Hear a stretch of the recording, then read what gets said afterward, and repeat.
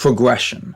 The process of developing or moving gradually towards a more advanced state. To progress in Yu-Gi-Oh! Is to move forward, starting from humble beginnings as you grow and advance your collection. We all know the drill, moving forward in Yu-Gi-Oh's timeline, opening up a box of each set to advance our collection and open up new and varied strategies. If this is what progression means in Yu-Gi-Oh!, then antithetical to this is sealed. Seal. To fasten or close securely. Both limiting and restrictive. Playing sealed in Yu-Gi-Oh! Involves opening up a box of one set and building a deck out of only those pulls. It requires skills in learning the ins and outs of an individual set and the ability to identify the outliers and what counters are available to combat them. Progression and sealed are as diametrically opposed to each other as Yu-Gi Boomers and Yu-Gi Zoomers, but no longer. Enter the Seal of Prog-Richalcos. In this series, in each episode, myself and Tobias will open 2 sets from Yu-Gi-Oh! Moving chronologically forward. We will then play 3 matches against each other. The first 2 being sealed showdowns where we push limited deck building to their limits, the third being a progression match where we can use every card in our collection to build the most powerful deck at our disposal. This is the Seal of Prog-Richalcos. Quick disclaimer, prior to starting this series, Tobias had only ever played Yu-Gi-Oh! As a child, so we'll be learning the rules as we go.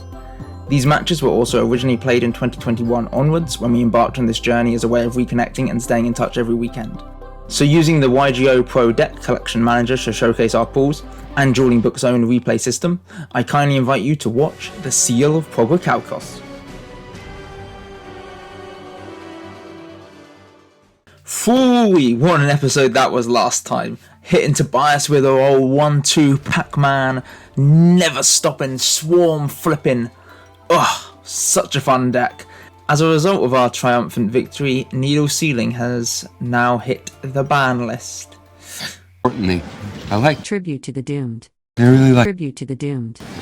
George Michael was right, I'm never gonna dance again.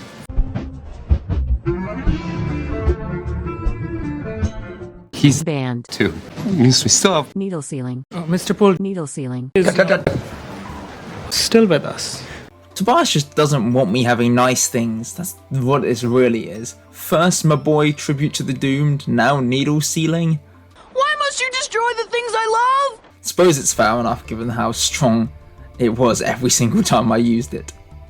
Anyway, moving on to today's sets. First up, we're going to be opening Dark Beginning 2.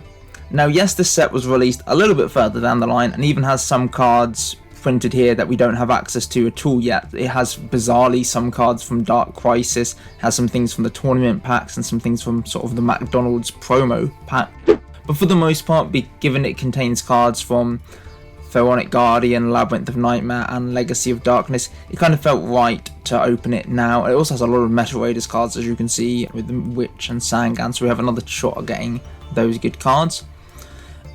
It's a truly massive set though. It's got 258 cards in it and we're only opening 5 packs of it, so we're going to get 60 cards each from this, which is going to be incredibly limiting for the sealed deck, cutting 60 to 40 cards, and should give us a little bit of a bolstering to our main collection, but we'll see how that goes in a bit.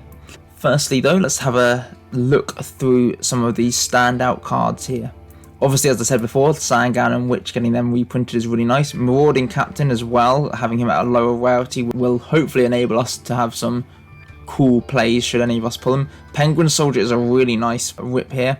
Just has general utility, especially as like a good side deck monster for annoying and weird matchups. Cyberstein, hilarious. Graceful Charity, Morphing Jar. There's just so much here. Last turn gets another reprint. Sasuke Samurai again. The Ultra Rares probably are the worst things that you could pull from in this set. Super rares though, these are pretty game changing for our collections. We get another shot at Mirror Force. Obviously this card is currently banned, but if it gets unbanned, having multiple of this would be awesome. Heavy Storm, Solemn Judgment, a chance to get this cracking card. Magic Jammer, 7 Tools, Book of Life, Creature Swap. These are all really good cards. Even stuff like Air Knight Parsath, Donza Lug and Spear Dragon would be really sick to pull. Down in the commons, we've already looked at some of these. I don't know why some were listed as rares above, but whatever. We've got Marauding Captain, Bottomless, chance to get our third one of that. A few of these spirity monsters and things that just special summon themselves. More chances at the Destiny board stuff. Nope, nope, nope. Look away, look away. We got Thousand Dragon. Just loads of things here. Lots of bad cards, but just like the chance of insane pulls. Anyway, let's flick on over to the collection to see how well we pulled from this. Alright, looking at our collection, we did really well. We got our final Book of Moon and our final Bottomless that completes both of our playsets of those cards, which is great. The Dark Dust Spirit, not only does that give us 2 for our general collection, but having this in the sealed deck is going to be really good as just a board wipe that has some sort of inevitability to it in that it comes back each turn. I am inevitable. Exiled Force, we managed to pick up one of these guys. Awesome card.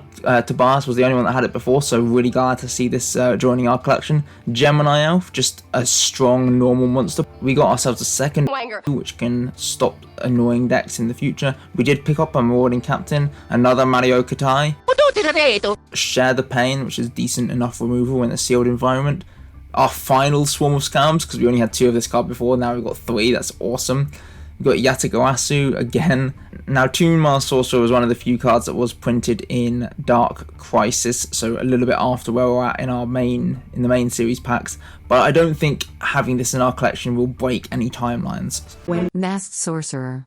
you used the eye and vanished into the past, I couldn't follow. I drew upon the power of the dark dimension to split the timeline, to split you. Anyway, let's look on over to our sealed deck profile. Okay, so for our sealed deck, we're just putting in every good card we possibly have. We've got the Gemini Elf as just strong vanilla beats. Dark Dust Spirit, very strong 1 tribute monster. Patrician, also a decent 1 tribute, just being able to redirect the opponent's attacks can be quite useful. Zombira, just classic 2100 unbeatable Chad. King Tiger Wang, who honestly kind of has anti-synergy with a lot of the cards we're playing, but like if it prevents Tobias from summoning monsters, it might just win us the game on the spot. Eagle Eye, it's 1600 attack, that's literally why we're running it. We're playing Aqua Spirit because we've got a couple of waters here that we can banish. Dark Scorpion Burglars, if it inflicts battle damage, it gets rid of a spell from the opponent's deck, which might be good. We are the criminal ring known as the Dark Scorpions! Sorry, never heard of you. Exiled Force is good, genuine removal, very strong card. Frontier Wiseman, just another 1600, we've got a couple of those. Dream Clown, if we're in a situation where we're able to stall with stuff like Book of Moon, Dream Clown can actually function as removal, which is great. Marauding Captain is just insane, just letting us get another one of our level 4 lowers out into the field to kind of keep the advantage going. We've got the Gora Turtle, Mario Katai. Yahoo! It's not very good, but it's here for Aqua Spirit. Dragon Manipulator could come up. Swarm of Scars, my boy. Otahime changes battle position, double Yatagarasu and the Karibo. In the spells, we've got Call of the Mummy. If we just have nothing on the field, we can use Call of the Mummy and summon Patrician without a tribute. That is apparently good enough to run. Spiritual Energy Settle Machine means that if we're playing stuff like Otahime and Yatagarasu, they won't bounce back to our hand. That isn't generally a good effect, but it has some interaction, so maybe like keeping Otahime on the field is useful. I don't think it will be, but whatever. Double Block Attack. I love the artwork on this card, just the comically drawn X on top of the guy, and it can be pretty good at just getting past Tobias's potentially chunky attackers. Stark Piercing Light just is bad. It's bad? It's very bad. Share the Pain is just removal, even though it's at the expense of one of our cards, that's kind of fine. Spiritualism can get rid of back row. Secret of the Bandit is a really fun card, so during the main phase you just pick one of your monsters, and if it inflicts battle damage, they discard a card, so this is like Robin Goblin as a one-time spell use. Sounds good enough to me. We've got the Warrior Returning Alive to bring back Zombira, and the Book of Moon as a good card. Ominous Fortune Telling, it carried us in the Legacy of Darkness sealed match, so why not play this card again? Royal Command could be good if Tobias has some decent flip monsters. Royal Oppression probably won't come up because there's going to be very little special summoning. Skull Lair, later in the game, this card is just really strong removal. Bark of Dark Ruler means that Yatta can always inflict battle damage to the opponent, which would stop them from drawing the next turn, so that's the kind of cool interaction here. Dangerous combo. We've got Bottomless just as really great removal. Dark Spirit of the Silent because it's a funny card. Pharaoh's Treasure, I was ragging on Tobias for playing this card in his own deck in the past, but in a context like this, where we are playing essentially 40 cards, but 20 of them are pretty much useless. Just having Pharaoh's Treasure to actually recur one of the few good cards in the graveyard might be worth it. So I think it's better than like most of the other things we could have been playing here. And the Reckless Greed, which is just a good way of establishing more cards quickly if we need something desperately to add whatever Tobias has on board. Anyway, not too optimistic really about this. It's just an amalgam of cards that have no real business being together, but that's what makes Sealed fun. We shall see how it plays. To reflect our turn to Gravekeepers, we've updated our avatar to the good old Gravekeeper's Commandant, and we're going to go first as we head into here. Just pause real quick. How has Tobias found 42 playable cards? Like, that we only had 60 cards, Tobias. How have you got 42 that you thought were worthy of the main deck? The answer to the great question, yes, of life, the universe, and everything, yes, is A fat red tomato. Jeez, man. Our opening hand, Book of Moon, is good to have. Marauding Captain enables us to actually put a couple of monsters on the field, and Ominous Fortune Telling is just decent at seeing what Tobias has and doing some decent burn. Ooh, the Dream Clown as well.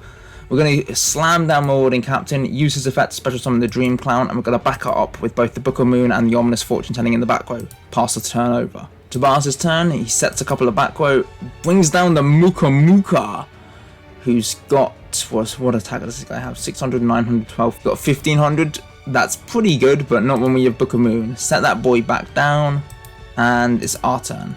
We draw the Gora Turtle, and ooh, no. Oh, okay, Needle Wall comes down, fun times are in store. We slam down our own Ominous Fortune Telling in response, and we're going to start using its effect to look into Tobias' hand. Home 6.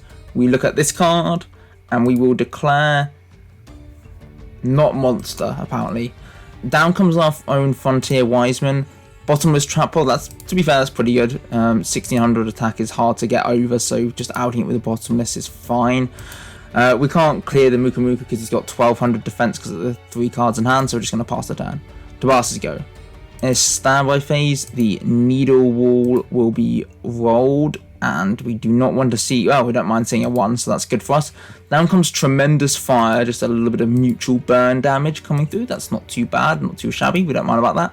Muka Muka goes vertical and is able to clean out the Dream Clown. Definitely the problem card to out, so well done on that. Sounds so patronizing. Well done, Tobias, on outing a monster that could out your monster. You get a gold star. You patronizing ass. Alright, my turn. We draw the Royal Oppression. Go for our Ominous Fortune Telling, dividing. This first card will be... Ooh, Emergency Provisions. I like the look of that card. Sadly, we don't hit with our Fortune Telling Brainwaves, so we're just going to summon down the Bird Face, though, and this is going to be enough to get past the Muka Muka.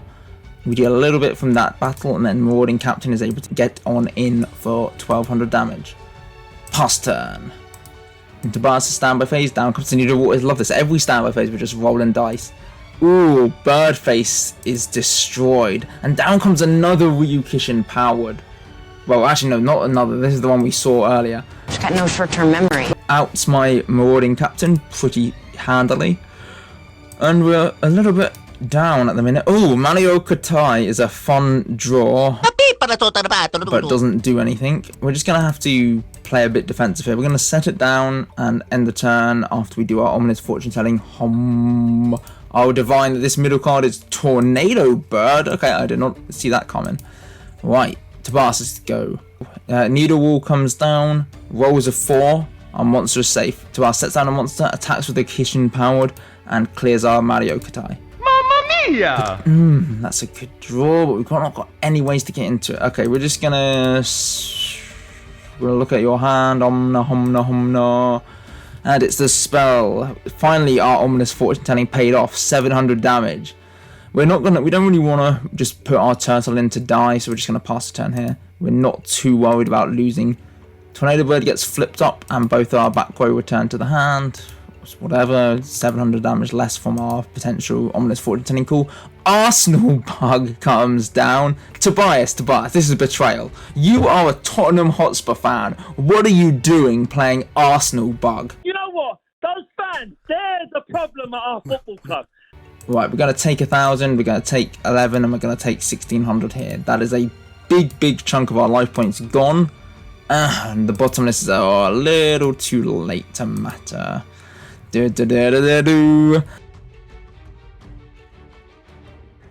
I'll let Let's go first this time, see if I can actually establish a little bit of a stronger board before you get a chance to play. And with Pharaoh's treasure in hand, the game is pretty much mine.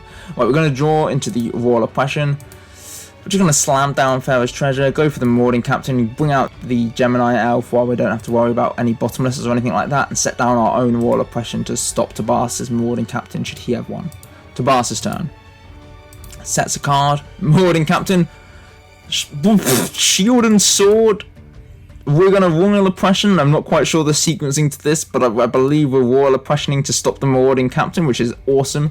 And then I think Shield and Sword is then going to... Huh? What the hell is he going? What? Huh? Oh, he was just summoning Marauding Captain, no effect. I think we both sort of like slammed our spell traps at the same time. So I activated Royal Oppression, but there was no need to because Marauding Captain was not using its effect. Shield and Sword obviously reverted our attack to defense, so making Gemini Alpha 900, so Marauding Captain could easily slam over it. Our turn, we're going to go for the Pharaoh's treasure, shuffle it into the deck. Our turn, we're going to draw a Kuribo. That's funny. I mean, that's God in heaven. Needle Wall again? How is this card glued to your hand? Alright, Frontier Wiseman coming down. Use some of that Wise Man energy to school this boy. If you need to learn how to talk to a lady, ask your mum. Alright, we're going to do 400 damage with the Frontier and then 1200 with the Cap'n. Roll for Needle Wall and 2. Thankfully that... and then... We're safe from Needle Wall, but we ain't safe from Joigumo. Pass. Okay, not willing to risk cast half his life points. I do think that's probably the correct play, just because there's some weird blowout things that could go wrong. But in the face of this 2200, we are kind of just staying in a brick wall. We're going to set down the second Frontier Wiseman, pass the turn. Tobias go, Needle Wall comes through, 5, nothing happens. Oh my... Detributing for Luster Dragon number 2. I'm very much doubtful that I'm going to be one of the few people that live to tell of its beauty. I think this card is going to absolutely cook me. Starting with the Frontier Wiseman, first to meet its death at the Luster Dragon. He was too enchanted by its emerald beauty, apparently. But this guy's a scaly confirmed. What? What the fuck? Alright, my turn. Royal Command drawn is probably too late to be useful. We're going to flip over our other Frontier Wiseman just to give our Marauding Captain a little bit of spell protection and end our turn. Tobias sets down a monster and... Oh, okay, we've got to go through the Needle Wall. 4, nothing gets hit, and it's our turn. Wait, why did you not attack? Are you that scared of my back row, Tobias? Okay, I mean, if you want to take it slow, that's all fine by me. We're going to go Royal Command just to nullify any flip effects that could activate. And then Dark Piercing Light. Ha! Take that, Tornado Board. Instead of returning my cards to the hand, that would do nothing. They just stay on the field, also doing nothing. So that's brilliant. We're going to normal summon the King Tiger Wanghu. We're going to use him, use the Marauding Captain to strike one over the Tornado Bird. 1. We lose our Wise Man. And we're going to lose the Wanghu to combat. This is just brutal. Tobias sets down another monster and passes the turn over. Argo. Please. That is just about the worst draw in the deck right now. Although, to be fair, I could say that about 20 of my cards. We're going to battle, get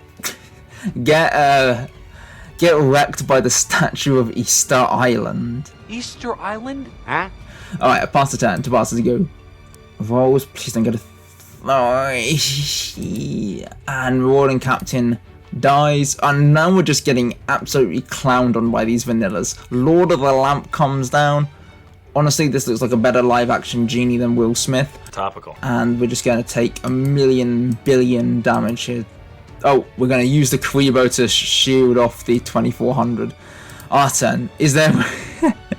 Well, we have the Yatta and the Spiritual Energy combo, but... doesn't do anything.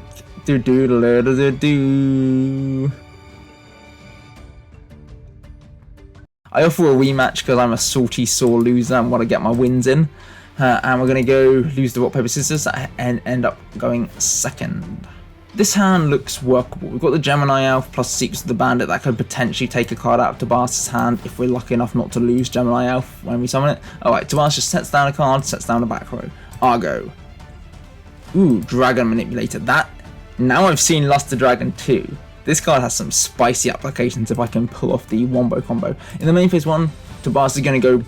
I'm not sure whether this is just like a general meta call against like if I had pulled Solemn Wishes or something, or whether this means Tobias has some Nurse Burn, Reverse Burn cards in the deck. But either way, I don't like to see it. Slam down the Gemini Elf and head into combat. Out's the Tornado Bird, and we're just going to end the turn. Tobias' turn. Shield and Sword, making our Gemini Elf 900. And he's playing the Spiritual Energy Machine too, okay. Azora Priest. Oh man, this card is a GOAT staple. I love to see it. Awesome, awesome card. Easily clears a Gemini Elf, which is going to take 800. And now Tobias is going to discard the Moisture creature to keep Azora Priest on the field. This has got to be one of the weirdest card name to type to art. Sort of just everything about this card is just wrong. A, Moisture creature is such a weird name. B, it's not an aqua monster, even though it's made of moisture. And C, why is this artwork like a shadow drop at the back over like a cybernetic battlefield with a egg beater and a sort of bazooka gun? How does this in any way signify a moisture creature? You know, it's amazing. You are 100% wrong. My turn. Draw the Gola Turtle. We're just going to set the Marukatai, it's our most disposable monster, and pass the turn. Down comes Witch. That completes Tobias' playset. Oh. Marukatai dies, and we're going to take 1100 from the Witch, and Tobias discards his Arsenal Bug out of his hand. At least he's limiting his hand resources. He can't really commit anything else to the board, otherwise Spiritual Energy Machine will have to bounce Azora Priest back to the hand. So whilst we're down massively on the field, we're kind of up on hand advantage. We're going to go for the Dream Clown. It's not ideal, but we're just going to attack and punch over the Witch. I know Tobias gets a search out of this, and that can probably get him to any card in his deck that he could possibly desire. Like Gemini Elf. I did not think this through! Down comes the Gemini Elf. Out's the Dream Clown, and we're going to take a butt ton of damage as well. In the end phase, Tobias discards the Spring of Rebirth to keep his Azora Priest online. My go. Exiled Force, that at least outs one of these problem cards. So we're going to use him, get rid of the Gemini Elf. That's far more of an issue than Azora Priest. Huh? Oh. Apparently I'm going to use Exiled Force out of the Azora Priest. Apparently we think we can deal with Gemini Elf for some reason. You thought wrong! Tobias goes for Skull Knight number 2. I've always thought it's funny because the first Skull Knight is a fusion monster, and then the second one is just like this random effect monster that has nothing to do with the first one. It's just bizarre. Anyway, we're going to take 2,900, or we're going to take 1,000 here. We're going to go for our Karibo just because we don't want to go down to the point where we're basically dead in the water. Dark Piercing Light is not a good draw. Gosh, we're going to go Gora Turtle and use Gora Turtle to get over the Skull Knight number 2 for 100 cool damage. Pass the turn, and we're just going to pray that Tobias doesn't draw anything that has decent attack. Oh! The Wild Cushion Powder comes down, and that perfectly deals with the Gora Turtle. I'm going to take 500, and we're going to take 19, down to the final 300. Come on, what can we draw here? Can we draw anything that's good?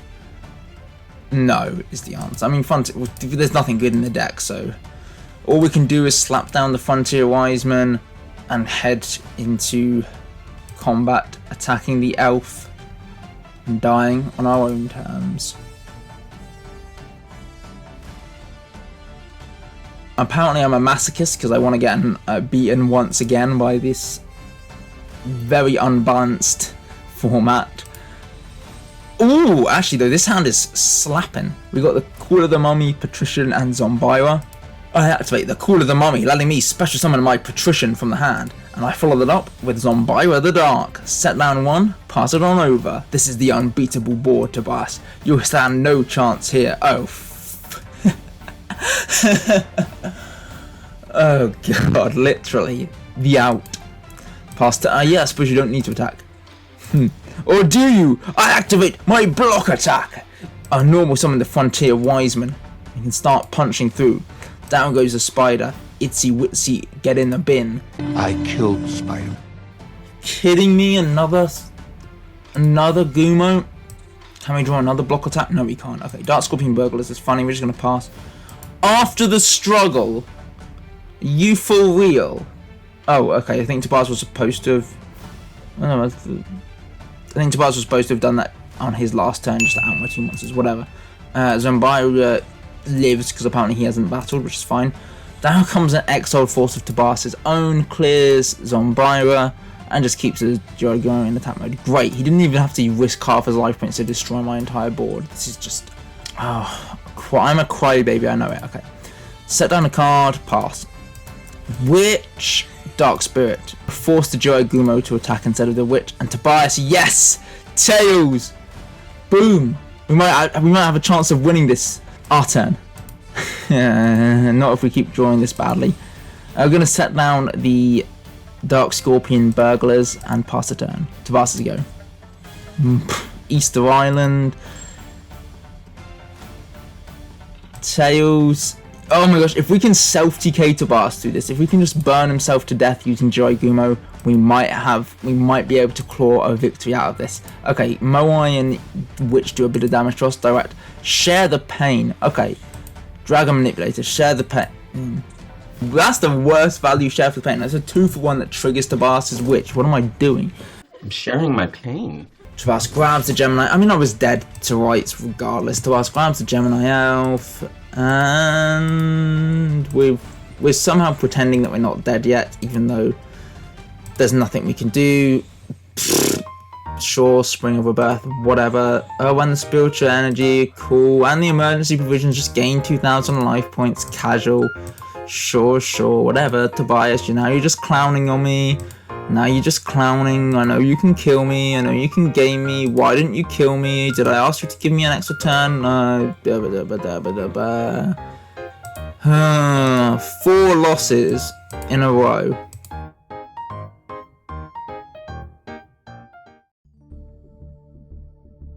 Well, after that thrashing, and because Dark Beginning 2 didn't really add anything new to either of our decks, we're skipping straight onto Magician's Force. We didn't do any progression decks for this, so for once we're actually adhering to the rules established in my intro. 2 sets, 2 sealed, 1 progression. Anyway, moving on to Magician's Force. This set was released in October 2003 and introduced a few interesting things to the game. Introduced both spell counters and union monsters, both of which are mechanics that never really did much in Yu-Gi-Oh! Aside from here we get the originals. We get X, Y, and Z. Human desires can be much likened to a river flowing. All humanity yearns for it, the endless now. That is why I'm here, you'll find. Shut up! All super rares, along with their 2 fusions, the XZ tank cannon and the YZ tank cannon. Now I'm going to go into a little bit of story time here. Back during, actually no, I'll save that story until we get to VWXYZ. It's a nice memory, but I'll save it till later down the line in terms of when we get to mid GX. Then I'll indulge my story time of the VWs with you guys. Oh, I can't wait! We have Dark Magician Girl as a secret rare, obviously a high chase card, but not a very good card. Skilled White Magician and Skilled Dark Magician are just pretty good spellcasters. White Magician will actually get Buster Boof, and the Dark Magician gets you, obviously, the original DM, which we do have one of from Dark Beginning. So if we pick up this card, we actually have the makings of a Dark Magician deck. Tribe Infecting Virus is an incredibly strong super rare. Dark Blade is just a really solid normal monster. He's a Dark Warrior, which is a very favourable type and attribute. We've got Dark Core, which is a pretty good removal. It's kind of costly because it's a 2-for-1, you've got to discard a card, but it does mean that you're banishing an opponent's card, so they can't bring it back at all, which can be crucial. Also in the rares, you get stuff like Apprentice Magician, which is really strong with Old Vindictive Magician, probably the premier sort of like little package of the set. Amazon S Tiger's okay. Des Koala's good for burn decks. That's about it in the rares that have any note to them. Ultra rares, you get another decent Vanilla and Luster Dragon. Swordswoman is just funny for scum decks. Breaker the Magical Warrior is a really strong standout card, and if either of us pull him, he's going to be in our decks from here till like probably 5Ds. He's that strong. Dark Paladin is a funny fusion, not very good though. Necromane King sometimes comes up as just a funny way of ending the opponent's turn in weird, like odd metas. Kaiser Colosseum is a nightmare card. This card is horrible to play and horrible to, well, much worse to play against. Wave Motion Cannon is a clock. There are no spell trap removal cards in this set, so if either of us can establish this card, we are basically dead. Pineapple Blast is funny. Adhesion Trap Hole is a decent card, and Old Vindictive is the premier monster removal. Royal Magical Library and Magical Scientist obviously see a lot of play in very specific scummy FTK, OTK builds later down the line.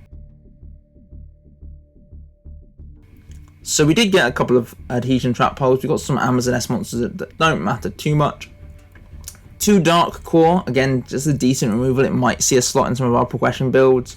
Dark Blade, a playset of Kaiser Colosseum, not that it's really a card I ever want to build a deck around. We did get Magical Scientist, which is perfect. We only really needed one because we can grab him off of Sangan or Mystic Tomato, so having the one in the collection is great. We pulled enough Old Vindictive Magicians. We got a couple of these Pineapple Blast cards, which can be decent removal. Roulette Barrel. The OCG art is so wild on this one compared to what I'm used to on TCG, but we pulled 3 of this and that's kind of decent removal. It's basically Needle Wall in a monster with 2000 defense, which sounds pretty alright to me.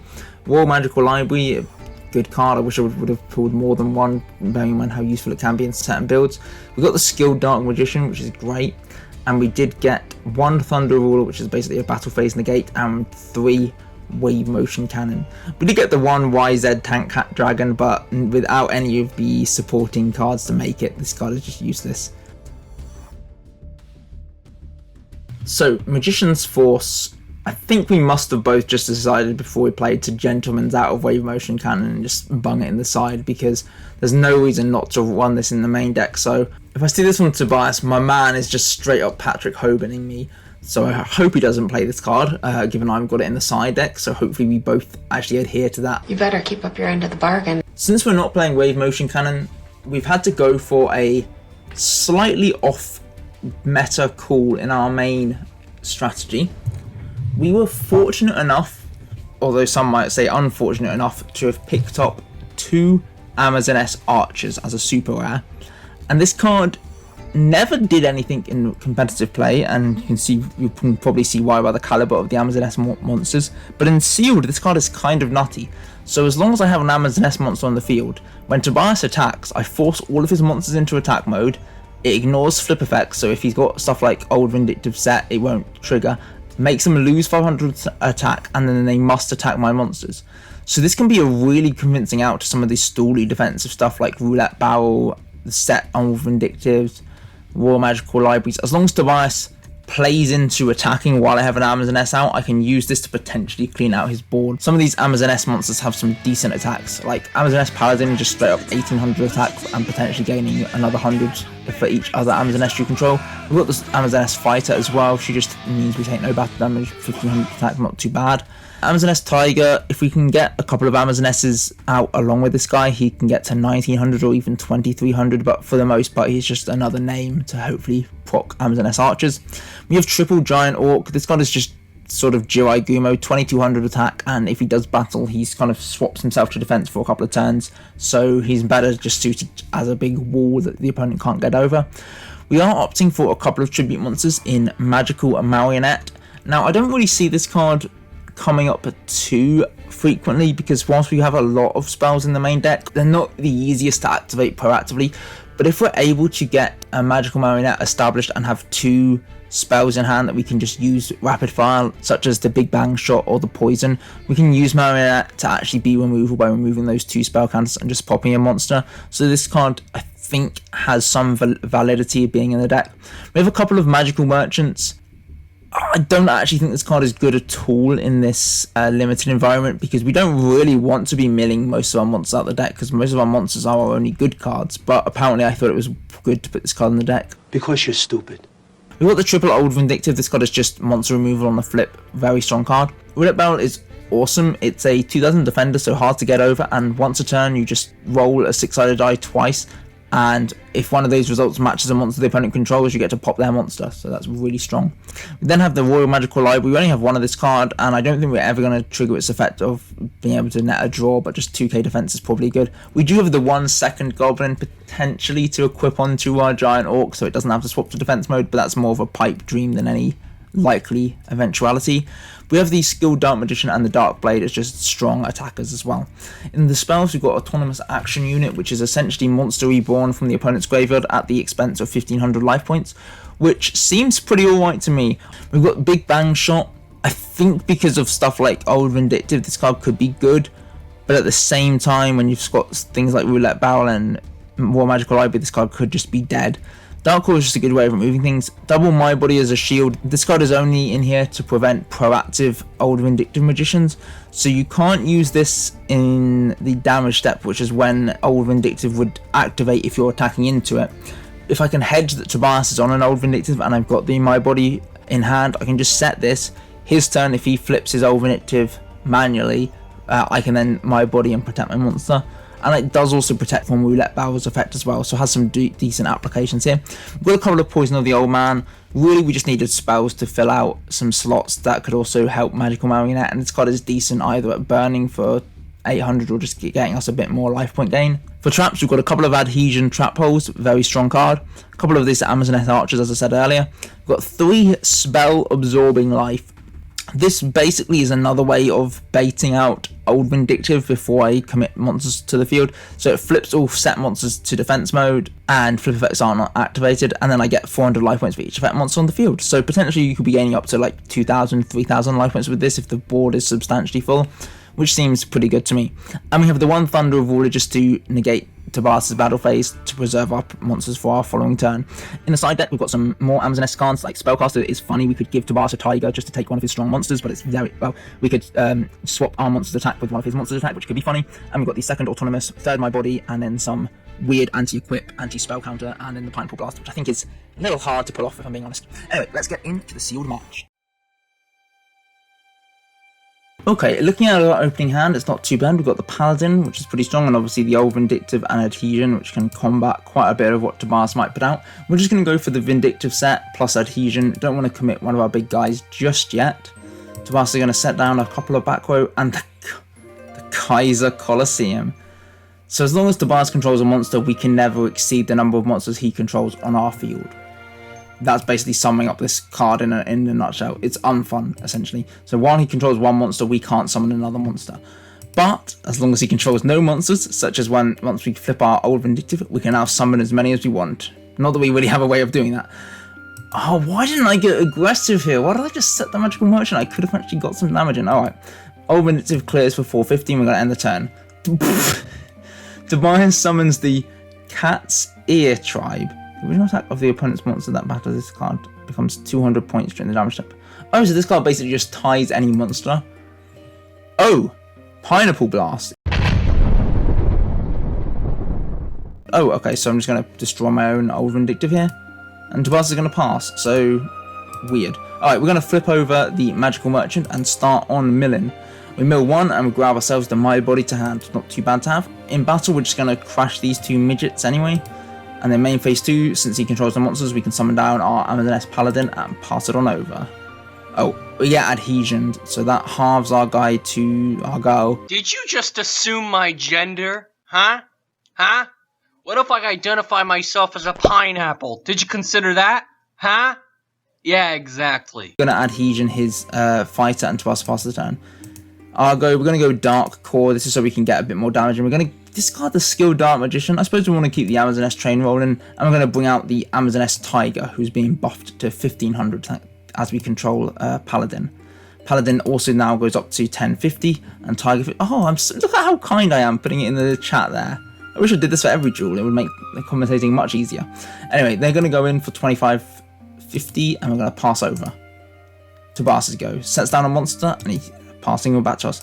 Giant Orc is funny. We're just going to go for battle, head in with the Tiger. We get Vindictive. Fair enough. Amazoness Paladin attacking with your 950 damage. Incredible. Main phase 2, we're going to summon down the Giant Orc and pass the turn. Down comes Magical Scientist.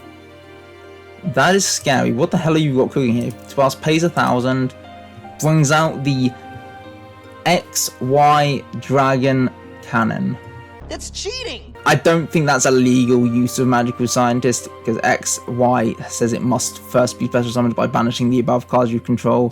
Magical Scientist can't cheat mechanics that say must first be, so we draw. We're just going to go battle, head on over this dinky dude with our Paladin for 650, and then in the main phase 2 we can slam down the Amazoness Fighter and end our turn. Tobias go. Sets down a card, summons the Blow Piper. I like how to blow my pipes, you know what I mean? And Pineapple Blast again. Oh gosh. Wait, what? Huh? Forget all that. Tobias sets a monster and sets a back row. I wonder what it could be. We're going to go for the Big Bang Shot. And the Big Bang Shot. We're going to make this fighter 2,400, 2,300. Punch on in.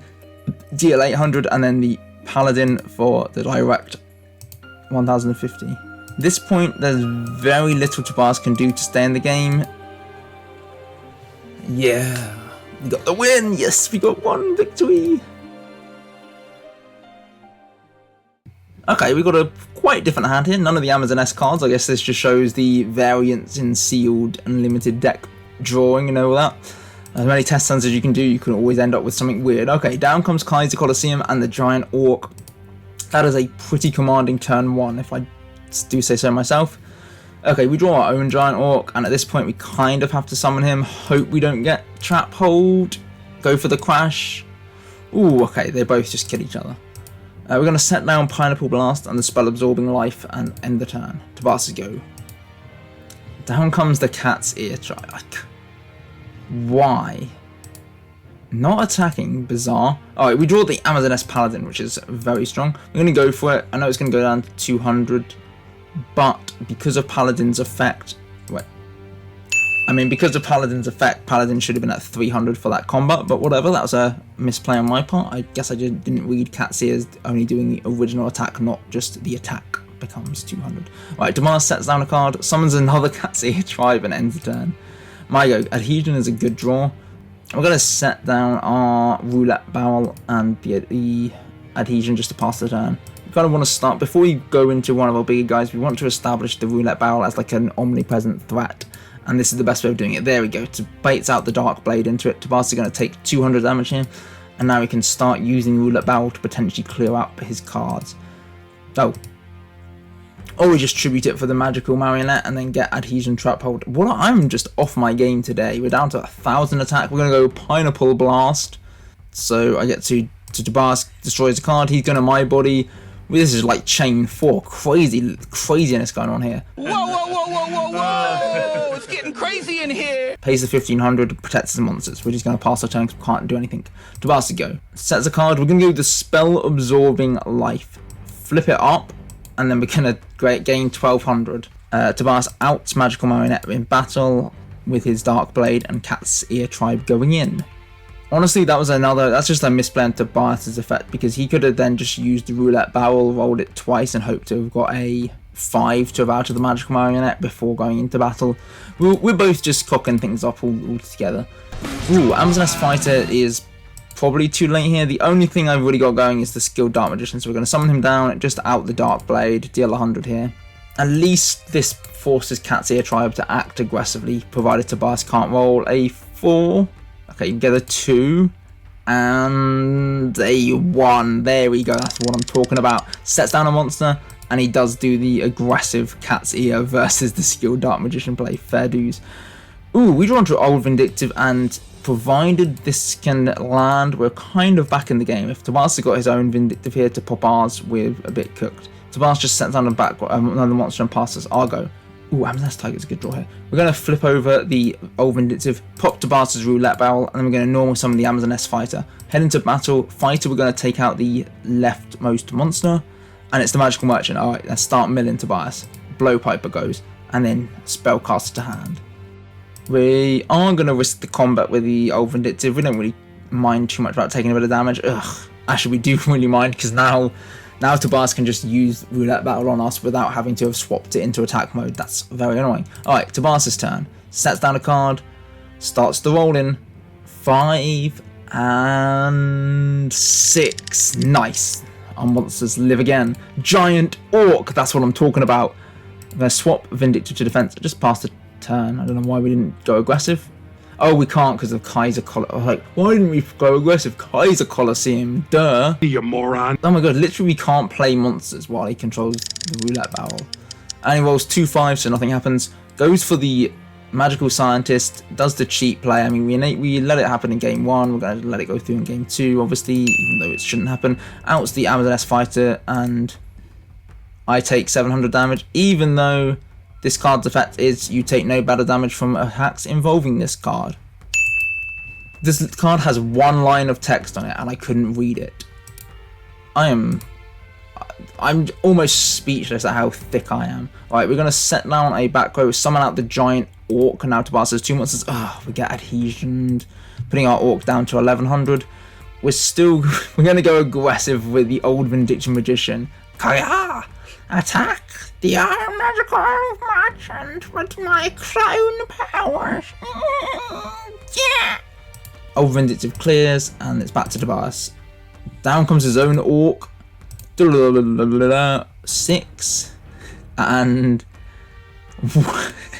this is got to be like the unluckiest roulette barrel ever. We're going to go Adhesion Trap Hole on Tobias' Giant Orc, slice him down to 1100, and then the Orcs are going to crash. Alright, my go. Draw. Amazoness Paladin is pretty good, but not when we can't do anything. We're going to turn our Vindictive sideways, pass the turn. Tobias' turn. 6. 4. Finally, he summons down the Amazoness Fighter, uses that to out the Vindictive.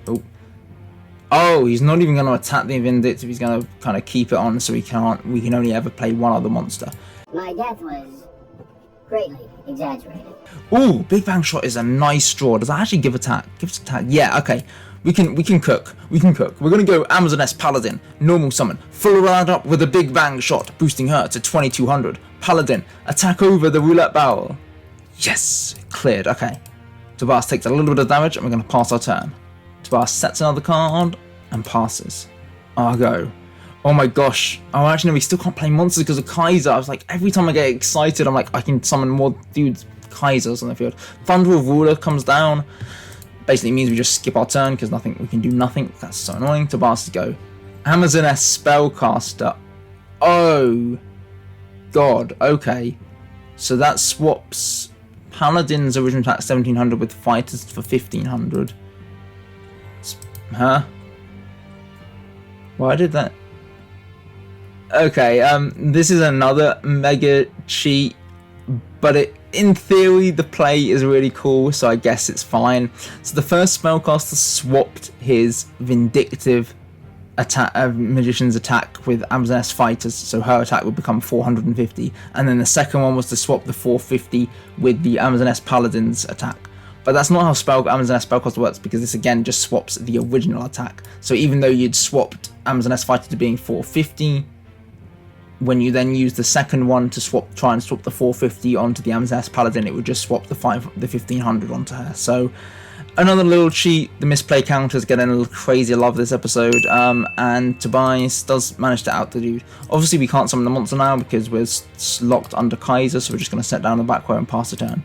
Tobias' turn. Sets one back row, passes. Our turn. Royal Magical Library is a fun draw, but there's not much else we can do. We have to go in for the Seppuku here, just because that enables us to actually play. So we'll lose our Vindictive here, normal summon the Paladin, 1800, good enough. Tobias' turn. Passes. Our turn, well, we've got to go aggressive here with the Paladin. Let's see if we can clear. Yes, we do. Okay, cool. Deal a little bit of damage with that, and then in main phase 2 we're able to play anything we want. Oh, what? Tobias uses physical double, so we just don't get to summon a monster because he summons a token, so therefore has the same number of monsters as us. Tobias sets down a card, passes. I'll go. Great. We're going to go to battle, punch on in, and it's another roulette battle. Great, we're stuck in limbo again. Now I'm stuck here in limbo. enter. See, this is what I remember. I was surprised the first game went quickly. I remember, I have like vague, like deep traumatic memories from 2 years ago of just roulette barrels staring at me over and over again. We get a watcher. Is he watching live, or is he watching me watching it now, or is he watching at the time? Whatever. I'm not quite sure the exact abilities of dual records, but Celosa is watching us, I guess. We've got an audience, not just on YouTube. Right, Tobias rolls, gets 4, finally strikes lucky and is able to out our paladin. Passes. We're just going to set our Royal Magical Library here. End the turn. Tobias passes. Ooh. Autonomous Action Unit is a great draw, provided we can get to a position where we can summon cards. Obviously, that's never going to happen. Pass from Tobias. Our turn. Pass. Tobias's turn. Pass. One eternity later. Tobias's turn. Sets a card. Summons the fighter. Finally, he's getting in for cards. Amazon S fighter comes down. He goes for the combat. Attacks into the Royal Magical Library and takes 500 damage here. Main phase 2. Rolls a 5. And a 5, and our Royal Magical Library survives. We can now commit to the field. Right, we're going to go for the Autonomous Action Unit, paying 1500 life points. We're going to revive your giant orc, Tobias. Battle. Clear the roulette barrel. Alright, pass the turn. Tobias' turn. Down comes Magical Scientist. Pays a hot 1000, summons that. Oh, we're going to adhesion it, putting it down to 1100 to preserve our Royal Magical Library. It's just going to clean out the giant orc and then yoink itself back to the extra deck in the end phase. Our turn. Okay, we can summon a monster here. We're in pretty good shape. We're going to summon down the Amazoness Tiger, putting itself to 1500, and then we're going to give it the Big Bang Shot, putting it to 1900. Using it, we're going to try and clear the Magical Scientist. Yes, we do, 1600 damage. Okay, Tobias is nearly dead. The game is nearly over. Ooh, down comes Amazoness Paladin. We're going to go Amazoness Archers here. Huh? Why did the fighter not attack? Alright, quick note from Editor Ben. For a long time I had no idea what was going on here, but basically we were just using this as a battle trick to reduce his monster's attack by 500, so our Amazoness Tiger didn't die by battle. I thought for a while we were redirecting attacks and everything like that, but no, it was just something as simple as that. Alright, we draw the Vindictive. We're just going to head to battle. Amazoness Tiger, attack. Dramatic Rescue. So when I attack an Amazoness monster, return the target monster in hand, summon another monster from your hand. Okay, cool. Bounces back his Amazoness Tiger and sets a card. Well, we know we're walking into an old Vindictive Magician. Fair enough, use that. Get rid of that. Also, that, again, as another cheat, you can't special summon a monster in face-down defense mode unless it specifies that you can, such as with the Shallow Grave. So, Dramatic Rescue would have to summon the monster in face-up attack mode or face-up defense. Right, Tobias' turn. Sets down a final back row. Goes for the Amazoness Fighter. Passes. Our turn. We're just locked again because we can't summon monsters. Let me just hit the fast forward button here. I can't be bothered to watch. Let's just pass. Thunder of Order does nothing. Pass. Oh, he summons a monster. We take a little bit of damage then. Tobias passes his turn. My go. Oh gosh. We're going to set. Pass the turn. Tobias' turn. Down comes the Amazoness Paladin. Can't clear the roulette barrel. Please get a 4. No. 6, whatever. Right, we're gonna set down a monster. Pass it down. Tobias go. He attacks. It's our old Vindictive. Gets rid of the Amazoness Paladin. Squares them off. Tobias passes. Our turn. We're gonna normal summon Dark Blade.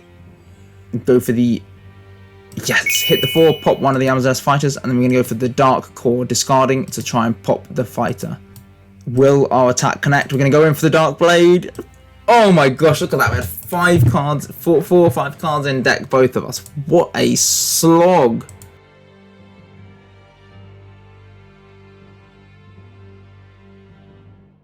Hello and welcome to our progression deck. Now it looks a lot like what we had cooking last episode, but we've made a few changes. We've added a couple of Magician's Force cards and generally streamlined our ratios a bit better to give us more of a fighting chance now we don't have needle sealing.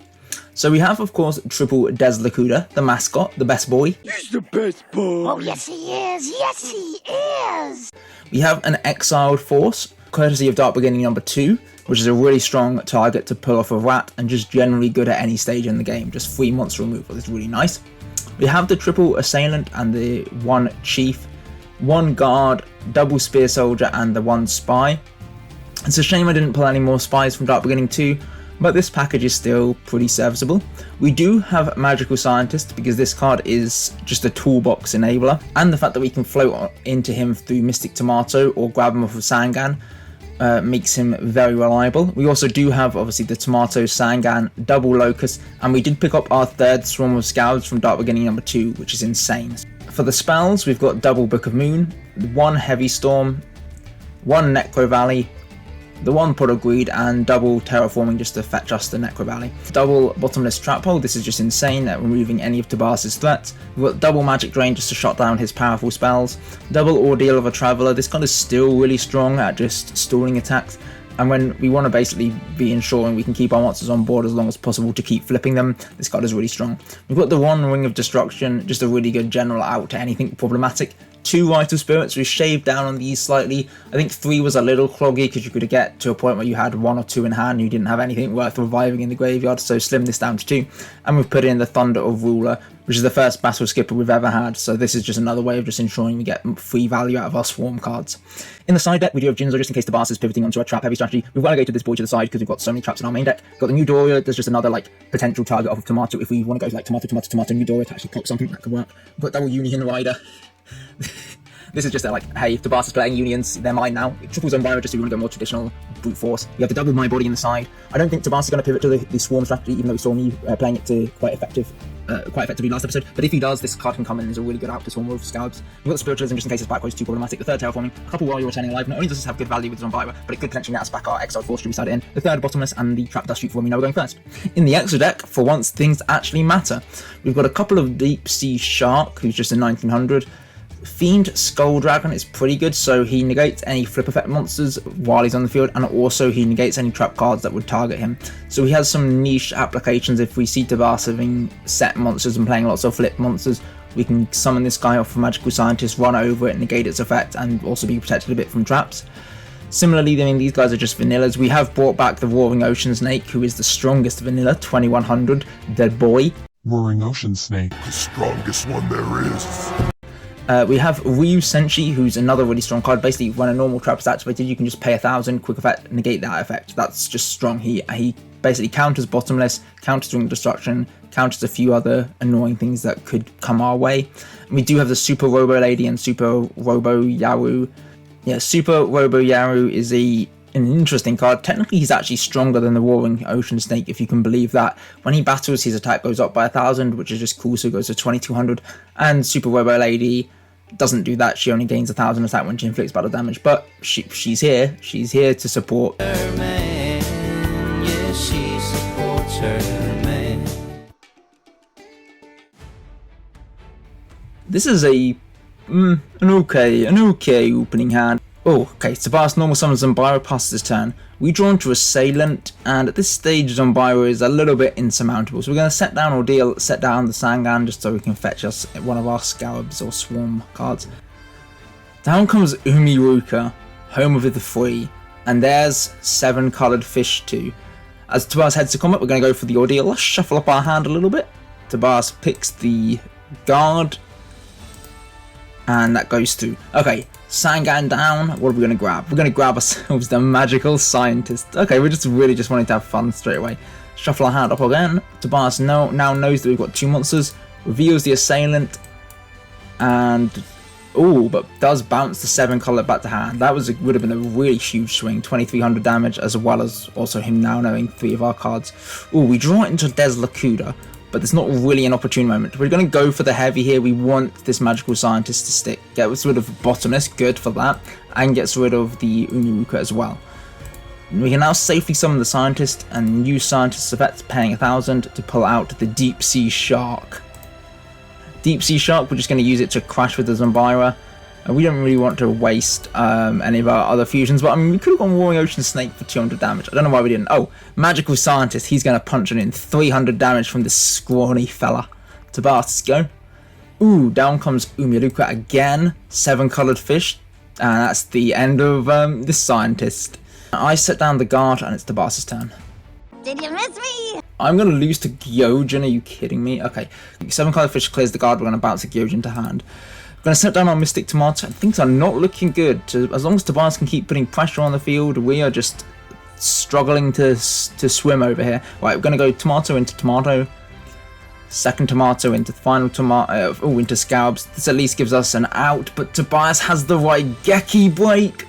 Oh, damn. Discarding the Aqua Spirit gets rid of our Swarm of Scalps. Things are looking dire. We're going to fire off the Terraforming, grab ourselves the Necro Valley. This at least gets rid of his Umiruka and enables our Assailant to clear his guys. Bye-bye, Umiruka. Down comes Assailant. And with Assailant, we can just swipe on in, get rid of the 7 coloured fish. Feeling a little bit better now. We've seen our field spell because I know Tobias only has 1 more Umiruka, but Terraforming quickly gets that to him.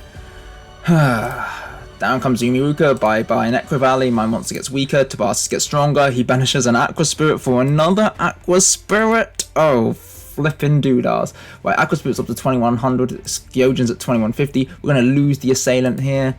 Take a little 600 damage, and then we're going to take 2150, and we're down to 1500 life points already. Pfft. Oh, and apparently he's going to play Witch, but at least we can avoid the Witch damage by summoning back our Gravekeeper's Guard in defense mode.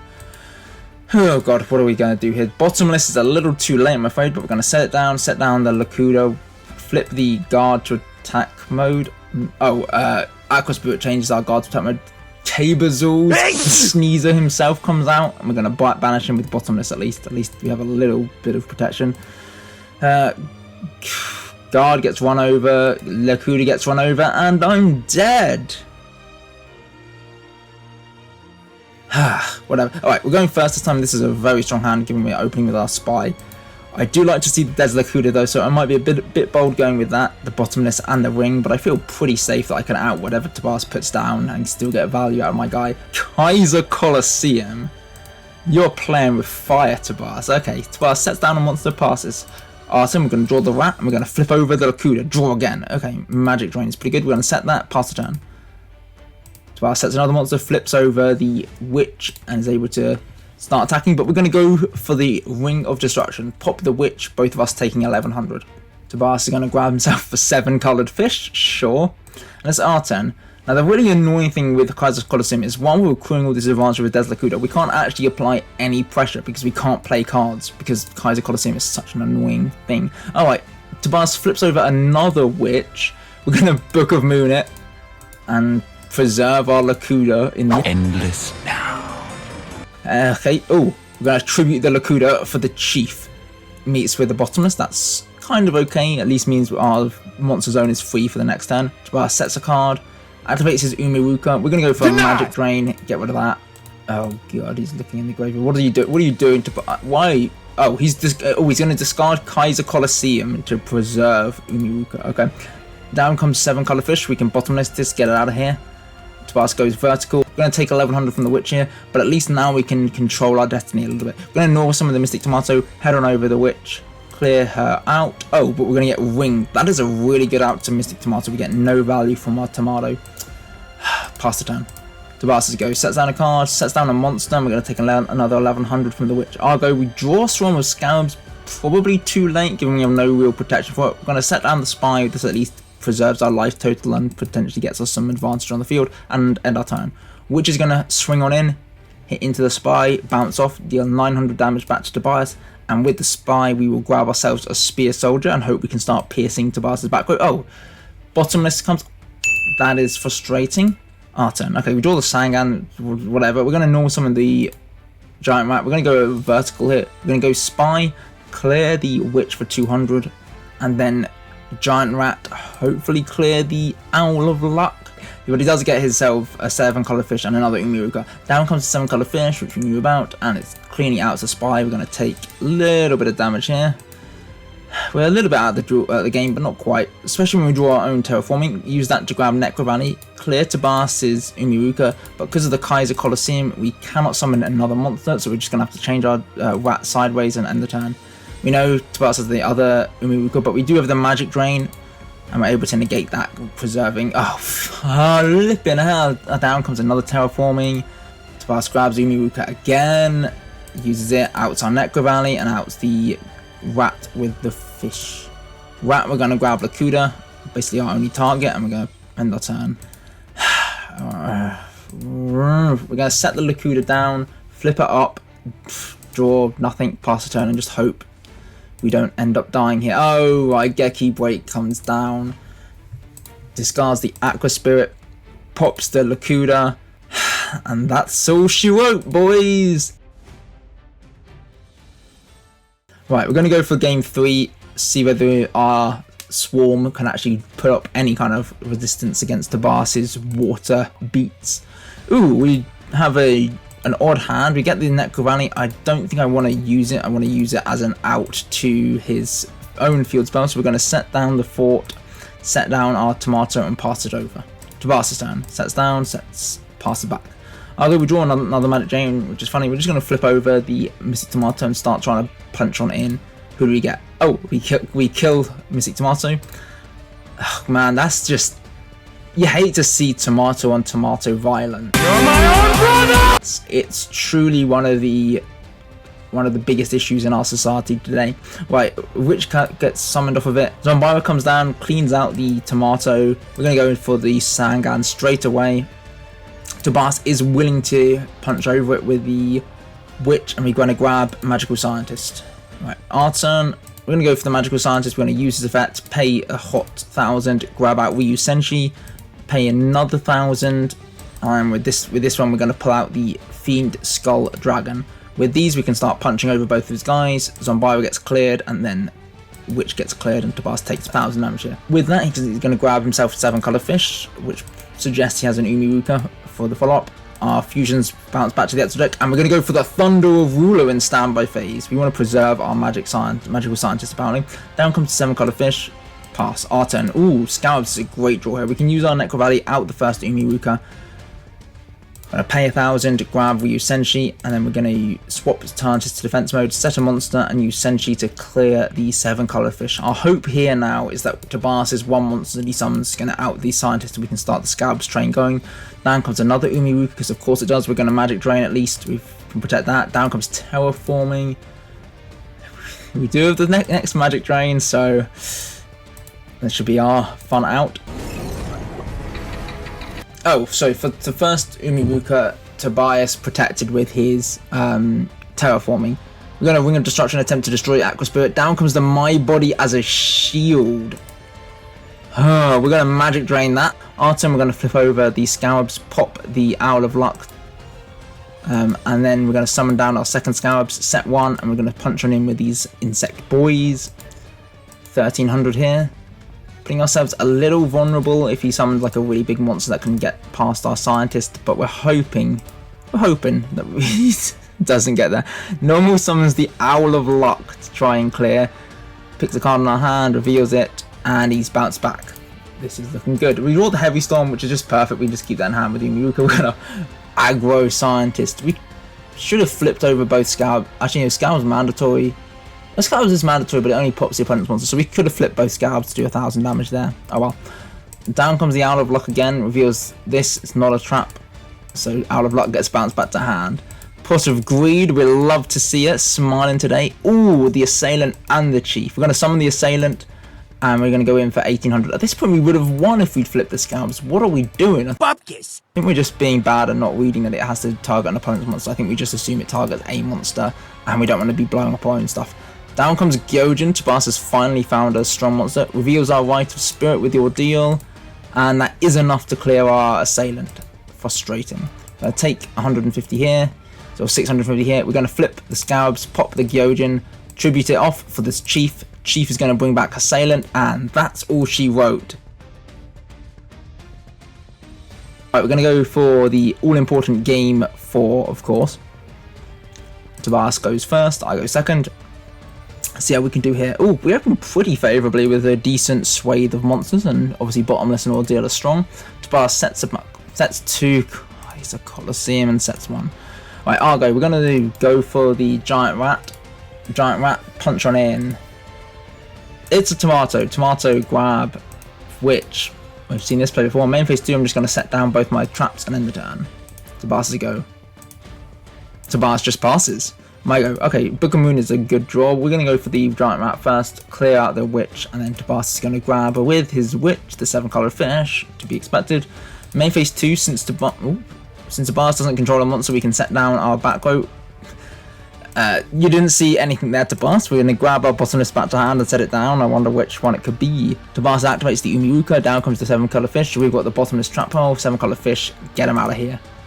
Our turn. Necro Valley is an insane draw. We can both out Umiwuka, and now we can start getting aggressive with our Spear Soldier. We're gonna... Oh, well, Spear Soldier can get banished. We're gonna go for the Giant Rat play, attack inwards for 1400.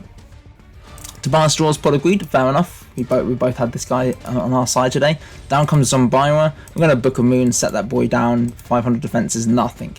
Our turn. We're gonna flip the Scabs, pop the Zombira. We're gonna just go aggro here with the Exiled Force, set down our Thunder of Ruler, and head on in for 2900, almost halving Tabas's current life total. I'm going to set Scabs down, and then in his standby phase we're going to go Thunder of Ruler, preventing him from attacking this turn. Tabas just passes. That's insane. Oh, do we not have game? No, I suppose we could have summoned the Chief for 2430. Yeah, we could have summoned the Chief over the Rat and gamed him there. Oh well. Guess we just didn't see a player. We could clear. If we lose because we misplayed again, I'm gonna be so mad. Oh, and Tabas admits defeat. Let's go. Okay, this is getting ridiculous. We're into game 5 now. I'm hitting the fast forward button. I'm not commentating this at normal speed. Right, we open pretty good. Tabas sets 3, summons Umaruka and the 7-colored fish. Light of Intervention, heavily sided against us. Kaiser Colosseum, we're going to go Mystic Tomato into Magical Scientist. We're going to get popped by the Ring of Destruction. Oh gosh, we're going to set down the Ordeal, summon the Sangan. Tabas is going to start battling, reveals our Assailant, bounces Zombiro to hand. 7-colored fish is going to battle, reveal our Assailant, clears the Sangan. We're going to grab Exile Force. Tabas normal summons the Zombiro, main phase 2. Artem, we're going to bottomless the Zombiro. We're going to go Exile Force, clear the 7-colored fish. Down comes Injection, Fairy Lily, reveals the Assailant. We're going to... Oh my god, Tabas is willing to risk crazy life points. He's going to go for 3400 from the Lily. We're going to flip... Necro Valley, lose our Assailant to the Bottomless. Tabas now knows you both basically just have 2 monsters in hand. Right, he's going to reveal the Assailant, and that's another 3400, and that's game. That was fast. Okay, we're still doing more. Alright, we did get the Trapdoor Shoot turn 1, so we're going to use that, shuffle card back into Tabas's deck. Tabas is going to go Umiuka, Cabazors, clear our Mystic Tomato. We're going to summon the Storm Scalps, use that to out the Cabazors, go Necro Valley, grab us, so go Terraform, grab Necro Valley, out the Umiuka, summon the Assailant, and we're going to start punching on in for a bit of damage here, 2500, not too bad. Tabas's turn, we're going to go Thunder of Ruler, preserving our guys. He's going to Terraforming, we're going to Magic Drain, he's going to go High Tide Gyojin with the Light of Intervention. We don't worry about flips at the moment. We've got enough on the field, so we're going to start just punching on in with our dudes. Tabas gets for Pot of Greed, gets himself out of the sticky situation with his own Gyojin, sets 2 back row. We're going to go for a Giant Rat on our turn. We can out the Gyojin and start punching on in with our other 2 dudes for 28, putting Tabas down to 100. He draws the Zombiro, which is insane. Outs our guy. Oh, our Zombiro loses to Tabas's Bottomless. We're going to go for the old Mystic Tomato standard here. Keep on weakening his own Zombiro, so we can eventually go for the Spear Soldier and game. Oh my god, because this went 1-1, we're doing another draw. It never ends. Tabas sets down the back row. We're just going to shuffle our hand for a million times. Summons the Zombiro. Those Light of Intervention. We're going to go Necro Valley, so we're going to go Terraform, grab Necro Valley, Pot of Greed, draw 2. Summon the Zombiro, crash. Set down a couple of them past turn. Tabas goes Kaiser Colosseum with the Gyojin. We draw into our Trapdoor Shoot. We can use Assailant to punch on over. Tabas sets 1, summons the Gyojin. We just cheated there because we couldn't have summoned the Assailant anyway because of the Colosseum. Okay, good. We reinstated the legal game state. Assailant clears his Gyojin. Now we can summon the second Assailant because he's got nothing on the field. Oh, our Geki Break is pretty strong. Gets rid of our final one. Down comes the Witch. We're going to use Giant Rat, clear Witch. Tobias grabs Injection Fairy Lily, summons that down. We're going to Ring of Destruction, take 400 damage each. Tobias is going to go My Body as a shield, paying the 1500 to preserve his Injection Fairy Lily. Interesting. We're going to go punch in with our giant, with our rat. Tobias is going to pay the 2k. We're going to go Exile Force in main phase 2, out it. Down comes Cabazors, we can banish him with Bottomless. We're going to go for the Locust attack directly. Tobias' turn, sets up a card. We're going to Tribute for Jinzo and Doom. I mean, Tobias objectively won that for the first time, but, you know, we put up some decent extra games in there, so not too bad. And that's the episode. A bit of a shorter one for once. I'm thinking it might be sub 1 hour.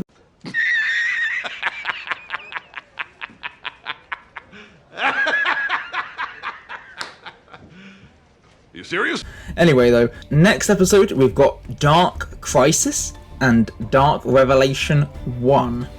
Now, of course, one of these is the next set chronologically, and then Revelation 1 just reprints some cards from the last 2 or 3 sets that we've just opened. So it should be a really good chance to buff up our collection and add some cool things to the mix. Thank you very much for watching, making it this far, enjoying the series. If you do so feel inclined, please hit the like button, leave a comment, and subscribe for more. Thank you very much for watching. Goodbye.